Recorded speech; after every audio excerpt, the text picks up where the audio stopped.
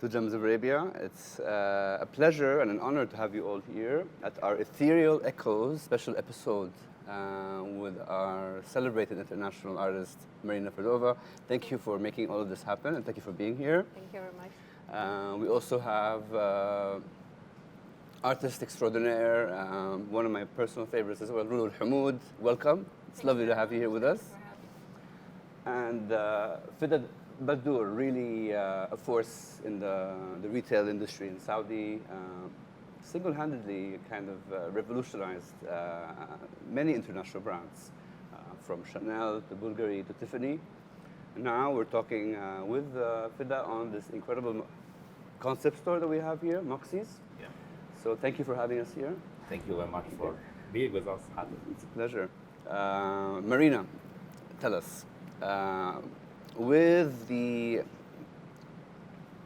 culture being as a muse, what is it about the local culture that inspired you the most in collaborations? So when you see a collaborative effort that happens as a heritage itself, how does heritage, what does it embody to you? For my artistic career, it's not the first time I'm paid tribute to tradition and heritage. For example, I'm working for Cosmodreams project since 2017, and it's a multi-clusteral project, and it's supposed to be traveling exhibition through all the world, and that's how clusters. Chinese fairy tales and Arabian fairy tales appeared.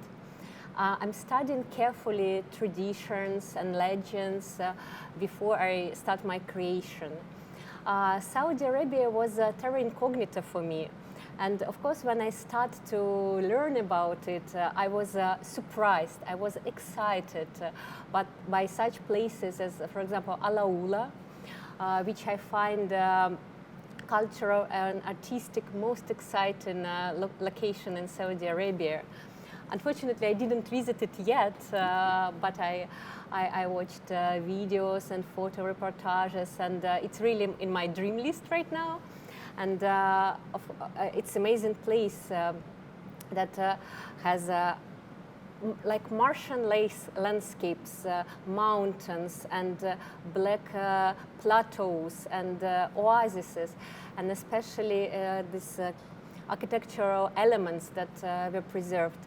In my imagination, I drew the stories how it can be portals to another worlds. Absolutely. Or, for example, Diria, that I hope I pronounced it correctly. Yeah. Diria. This mud-made architectural elements and the city, it's from one side very traditional, but from the other side futuristic. Absolutely. Again, it does have a futuristic side as well. Yes, yeah. And I also imagine how for centuries it will be preserved. And in one of my paintings, we can see this ancient city in a background of waterfalls and rivers. So planet can change, but this heritage spot will stay. So for me, Saudi Arabia is an endless source of inspiration, which I'm very thankful, and I'm happy to be here today with all these nice people. Thank you very much. Delighted to have you all here as well. Lulwah, tell us about your creative process, and tell us a bit more about how you started creating this incredible, precise imagery of Islamic art meets mathematics meets calligraphy. Yeah, I think I started like every artist, sketching and drawing, especially portraits. And I left it for a while because I really wanted a proper education to start from. Unfortunately, we didn't have that in the old days. So when I traveled to London, I studied art and design. And where did you go to school? I went to the American College in London, and then I did my MA at Central St. Martin's. MashaAllah. And when I went to Central St. Martin's, I wanted to discover my own culture, because I felt that our upbringing, maybe in Saudi Arabia in the old days, was kind of isolated us from the Islamic heritage in terms of art. Not as, of course, the practice. Why isolated? I still don't understand it, but right now, I'm very happy that we are reconnected to our past, to our heritage. And I think this is the biggest achievement of the change we are witnessing right now, is actually to Celebrate it. reconnect it and to be, how can I say, to get inspired of that, because we have a great sophisticated ideas that we can get inspired by. So when I wanted to rediscover that, I said I will study what geometry is about. Why is it a rigid form of art, or what does it mean? Why did they use this? So I went across so many misconceptions and misunderstanding about the term Islamic art itself, and about understanding Islamic art. And unfortunately, in the West, we only have what they wrote about us, and we blame ourselves because we did not write about our own culture so much, and it was misunderstood because it was looked at from an Orientalist point of view, which is different from the other culture, and it was misunderstood because they said geometry and calligraphy was chosen because of the prohibition of the form, the human form or the animal form, which is totally wrong. And I actually proved that in my essay in Citra St. Martin's, because there is no proof of that in the religion itself. So I think this was misunderstood not by the West, but by our culture. Yes. So I wanted to dive into that geometry, and it was like a sea of knowledge for me. I'm still learning, to be honest. And the precision of what they've done is amazing. It's one of the miraculous mathematics in Islamic art that even mathematicians say that these are one of the miraculous mathematics concepts in the geometry that was created by Islam. And I love the fact that it is. It's not about who the artist is, it's about the message in the art. So we don't know who created these geometric huge heritage that left for us. So I love that, really. And I didn't want, of course, to reproduce what has been done because it's so great, but I said, nothing can stop us from developing what's been there.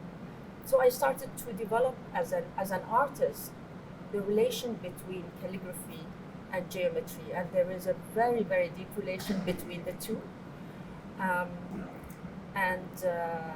I started converting the letters into, I used a mathematical Vedic square to create new codes for each Arabic letter, to create a pattern that is a language more than just a geometric. That's quite a process. It was a process. It took me a year actually to get there.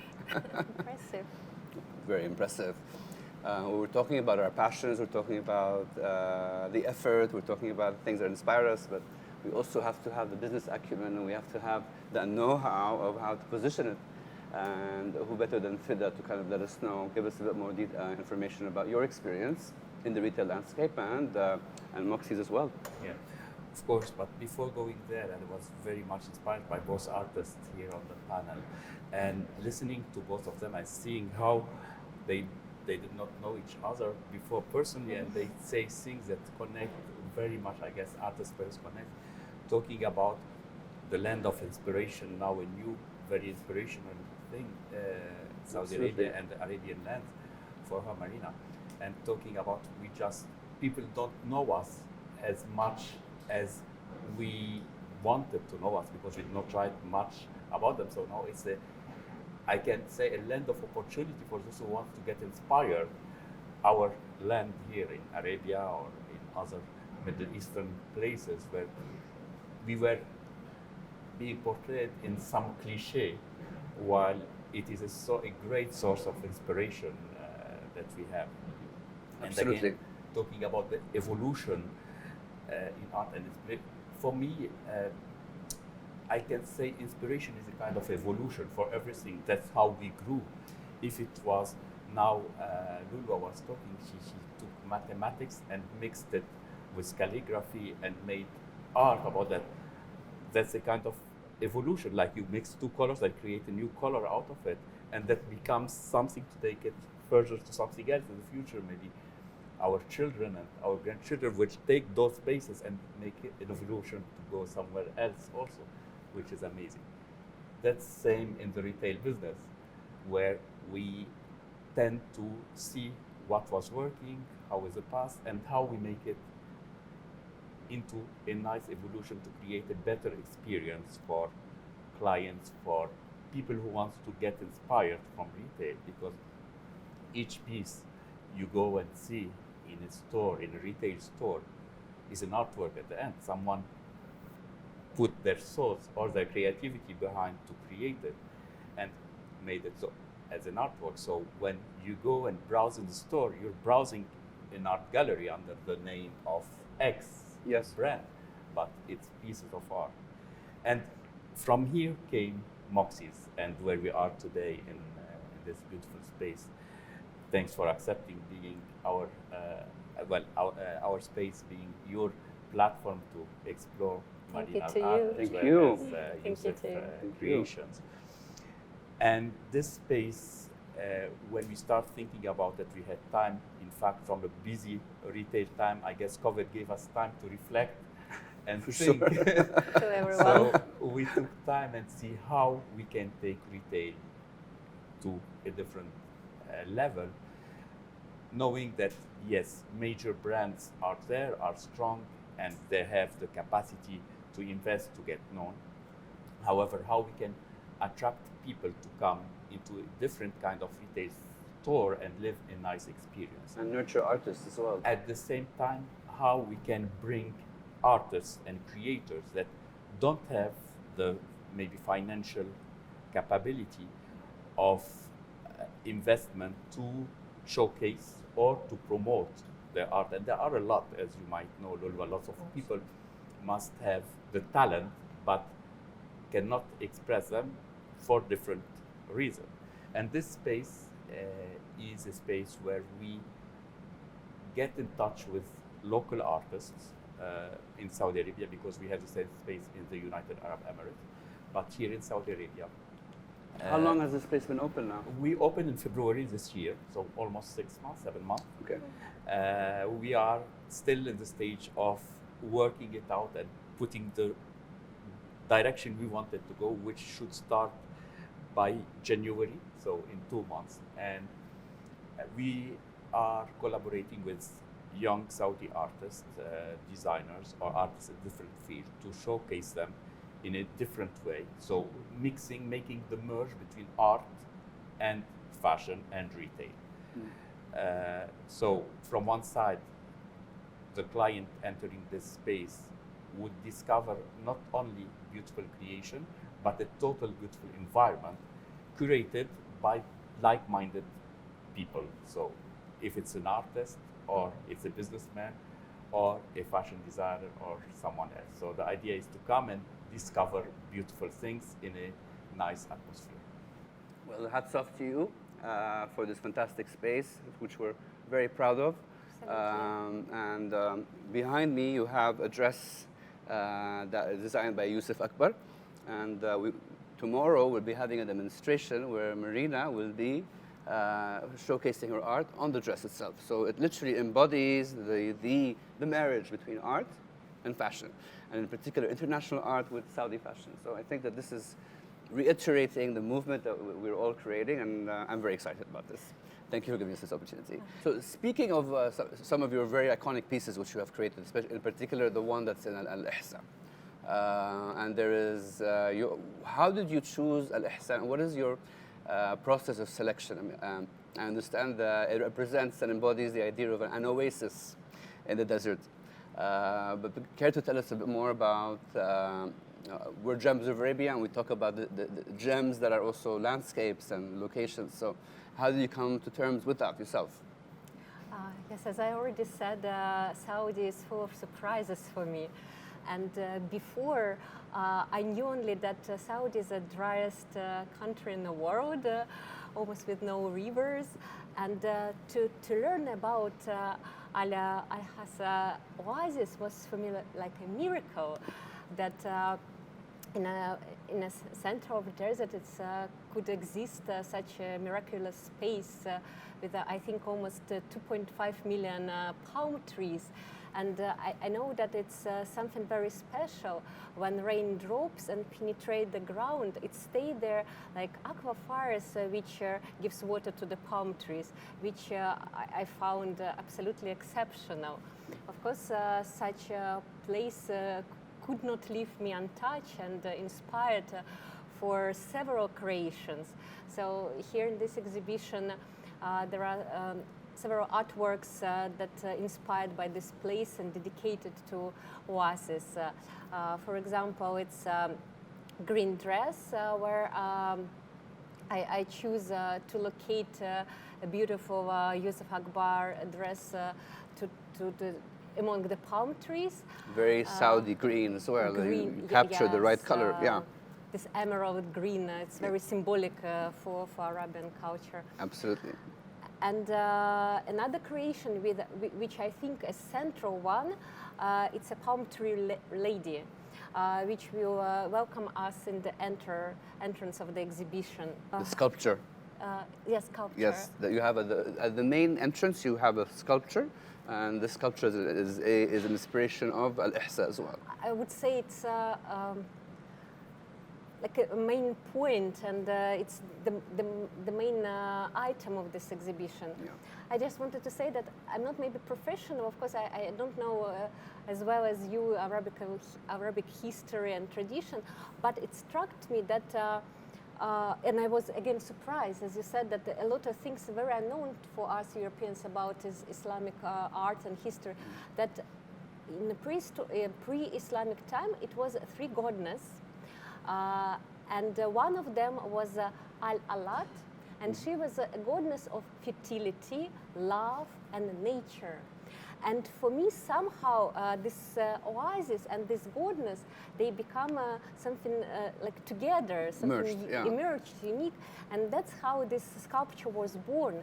I imagine this goddess that she preserved and cared and give her support to this place.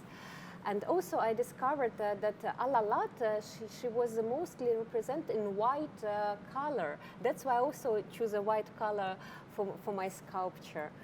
So yes, for me, for European artists, it's very interesting to dive in the Islamic history and discover these new things. Absolutely, and definitely one of the pièces de résistance that you have at the entrance. Everyone that will come for the exhibition will be able to see it at the main entrance. So, Lulwah, tell us, your involvement in linguistics as well, I believe, right?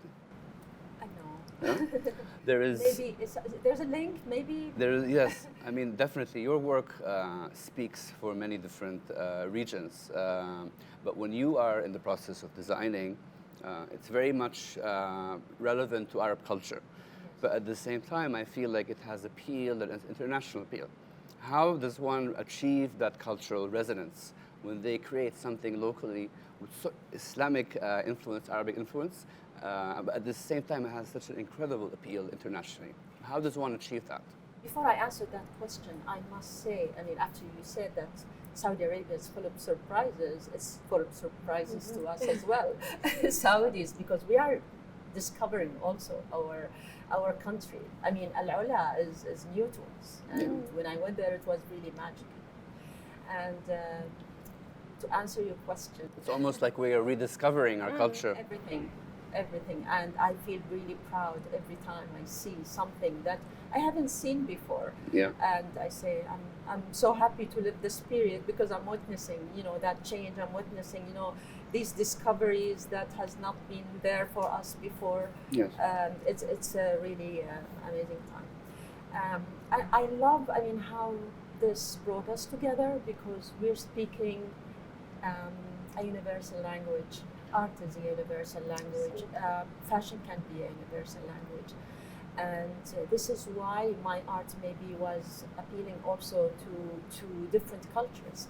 To start with, Islam itself is a universal concept. It did not come to certain race or certain color of people. It was for the whole world. So its art is exactly the same thing. Yeah. If we understand it correctly, this is what it is. It's a message for the whole world. It's not, it's a connection with God.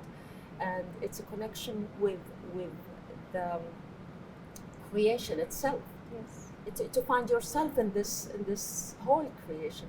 Whether I used calligraphy, whether I used letters, whether I used geometry, it is a universal language. But it's also not only universal in time, in terms of space, but it's also continuous and eternal.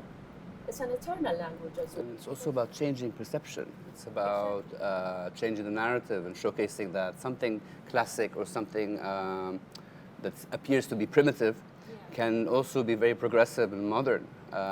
Futuristic as well. Absolutely, yeah. Completely agree. Fida, so what are your thoughts on the evolution of classic concepts that are locally perceived as something very traditional, but then also kind of translate internationally? I'm sure that you've seen a surge of an evolution of different in taste, and people kind of. I'll give you an example. The younger generation, like my nephew, loves the brands, but also likes something local. Do you feel like the local perception now are also appreciating the merge between international and local? I guess it's not only about the local, especially for the young coming. Yes. They want to express themselves. And we're seeing more and more, especially with the younger generation, they are a bit going away from the brands that can be copy-paste or imposed on them with the style and with the design and with the look, and going more for creators that are doing things that reflect them as clients and reflect their personality in fashion, in art, in everything that goes around, especially when we see them coming here to Moksyz. Obviously, I have client at Moksyz totally different from me, who is the old generation clients. They come and they don't just accept what is on this rail or this rail. They go and mix and match whatever is here. More individuality. Exactly, to express their individuality. And that's becoming more and more common. And the most interesting thing that they inspire their elders. Yeah. And a mom would come with her daughter, and her daughter is working on the look. Rather, if you remember, like 10, 15 years before, it was the mom who is coming and telling, okay, you have to dress up like this or like this. It's totally So they're the decision makers now. Exactly, and we feel it a lot now. Okay. It's a bit confusing for a retailer, especially with the big retailers, which are, if I can say, the big machines, to change direction on how we do the retailing at the shop floor, not just the marketing, even the retailing, and how the team at the shop floor should handle this kind of new client who knows what they want, who knows how I want to style myself in a different way. And again, talking about styling, it's all about art again. It's about mixing colors. It's about mixing shapes together. It's all an art space to come and curate for themselves, for their wardrobe, their art pieces.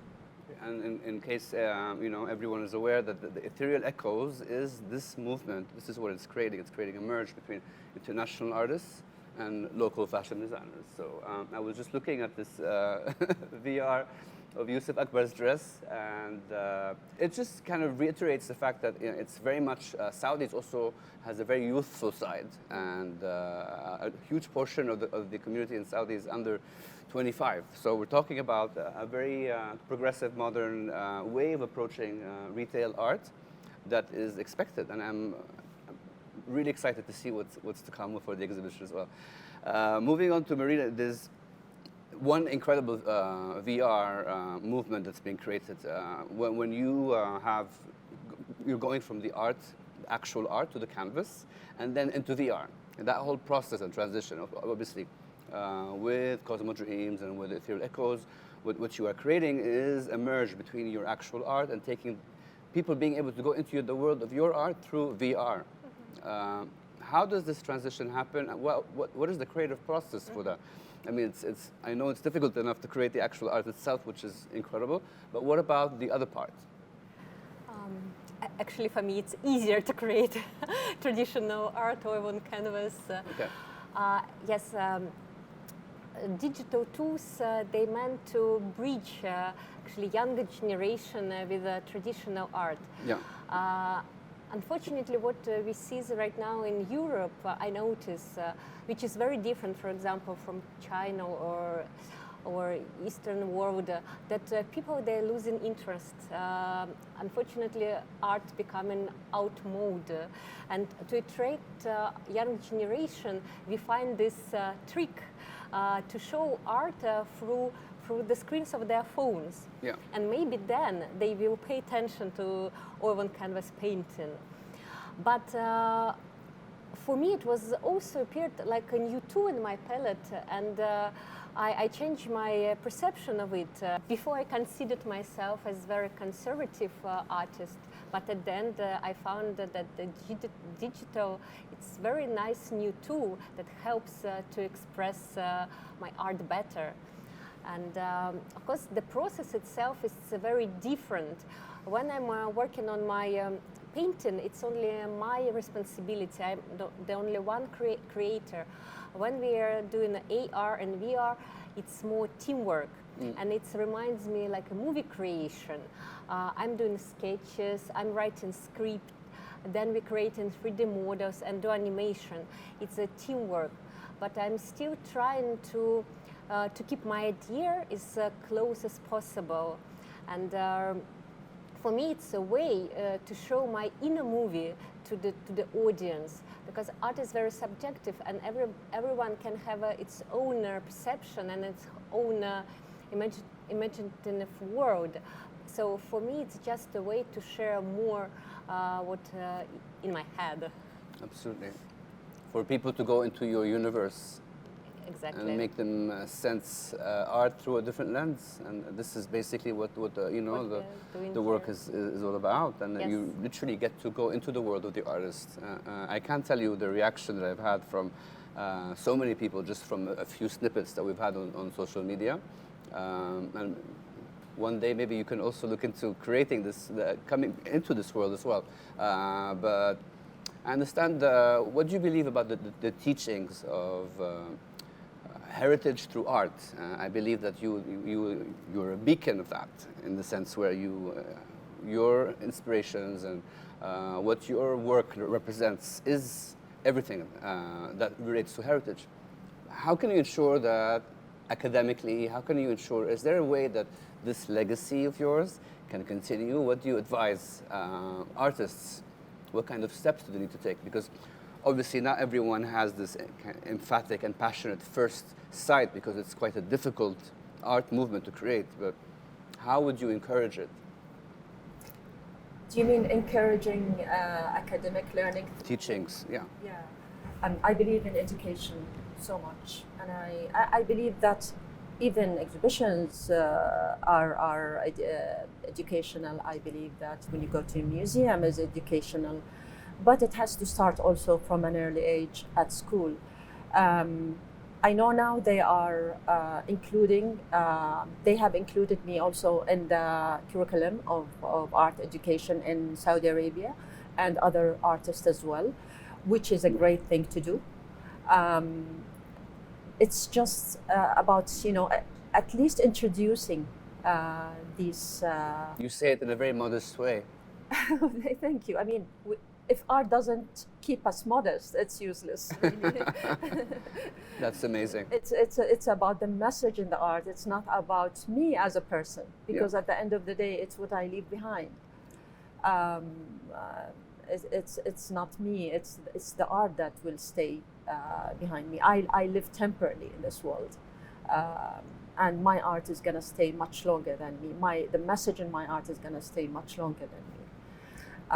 So it has to be about the art, and I think this is something that it's a legacy. Also, it's about legacy. Yeah, it's also a way of self-discipline, تهذيب النفس through art as well, which I believe in very much. I don't know how to translate تهذيب الروح أو تهذيب النفس.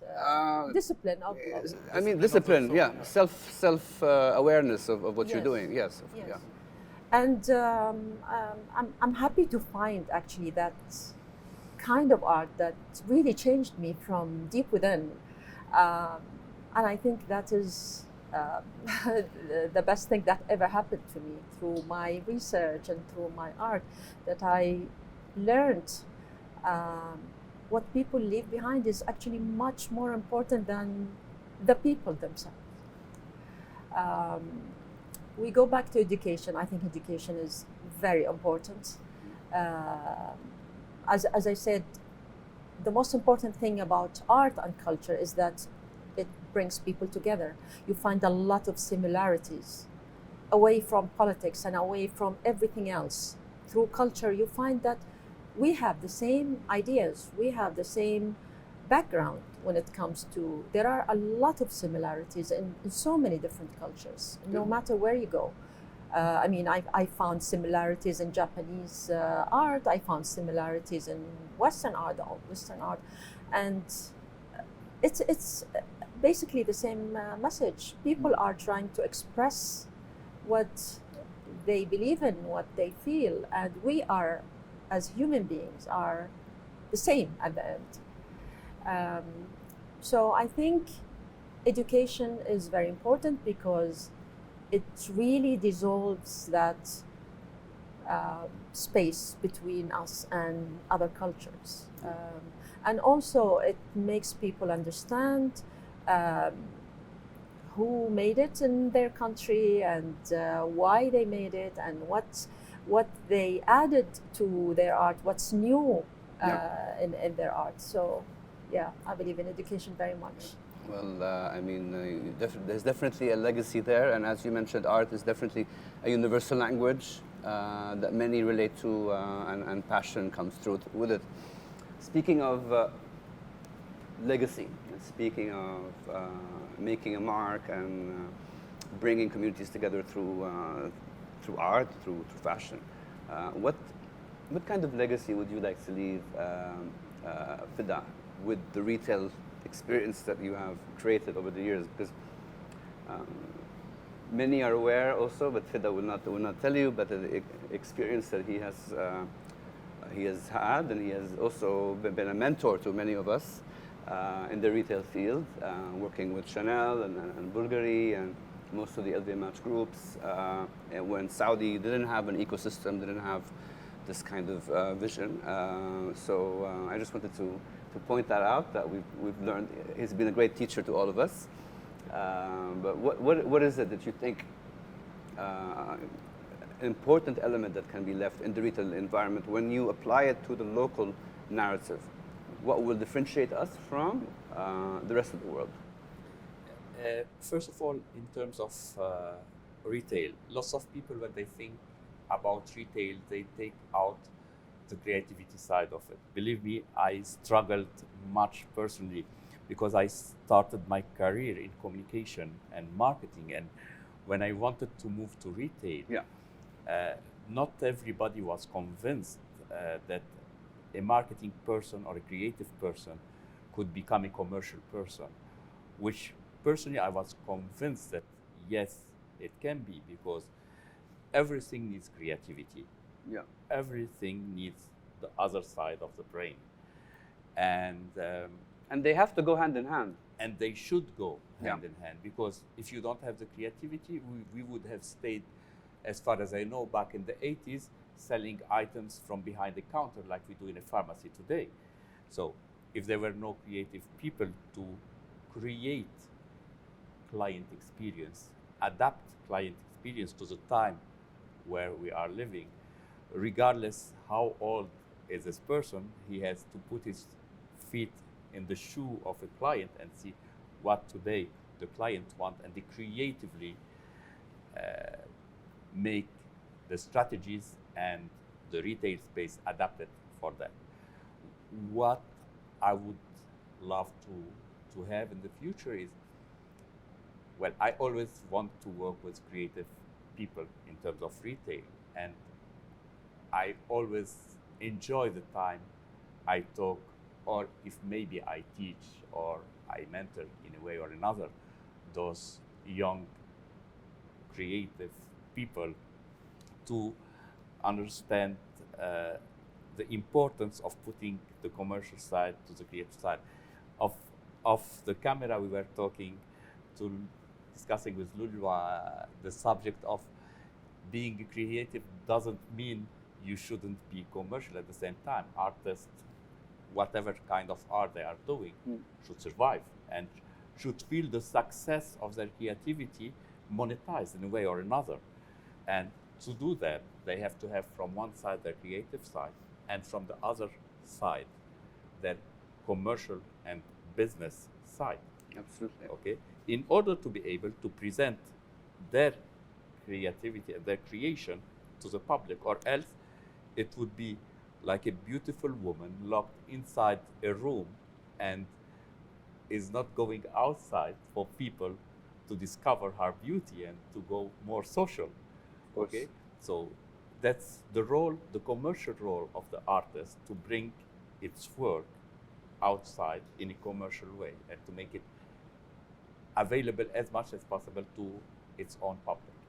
And what could be more symbolic than this collaboration with Ethereal Echoes, with Marina and Yusuf Akbar? Yusuf Akbar also being placed at a major location in Riyadh.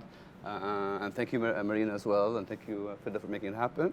And thank you, Lulwah. But before we go, I would like to ask Marina, what do you think about legacy? You already created a new narrative with your art and VR.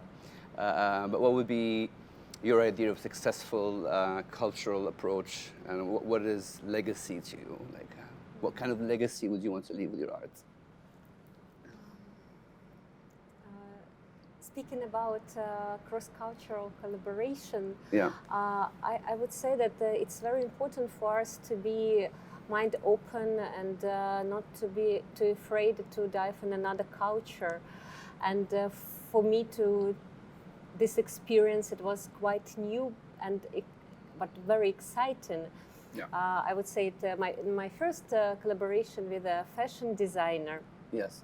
But also about legacies, I absolutely agree that our artworks remains after us, and it's how people will remember us. But it's also very important to share our craftsmanship. And for example, recently we've been in China to participate Art 021 art fair, and as well I did a workshop and masterclass in SIVA, which is Shanghai Institute Visual Arts, and they are open for new technologies, and for them it's also something that just appeared and very interesting. And I explained to students about my creative process, how from classical work or on canvas I go to virtual world, and how I make the story longer. And I saw this interest in the eyes of students, how they excited, how they inspired, and I'm sure that of course it's only a step. Art and technology will go further, but it's very important to give an impulse, to give this inspiration to younger generation, so they keep being creative and Yes. open-minded and open to discover new world, new cultures, new traditions. So I would advise for new generation be receptive and open-minded. Absolutely. When it resonates, when the art resonates to all generations, then you can make sure that it will make a mark and it will remain in our passions and in our hearts. But thank you all for being part of this today. Our pleasure. It's my pleasure, and just so everyone knows, this exhibition will be at Moksyz. Marina Fedorova art exhibit called Ethereal Echoes will be at Moksyz for the next 2 weeks. Century Mall. So do not miss it. I guarantee you will be transported into another world. So thank you, and see you soon.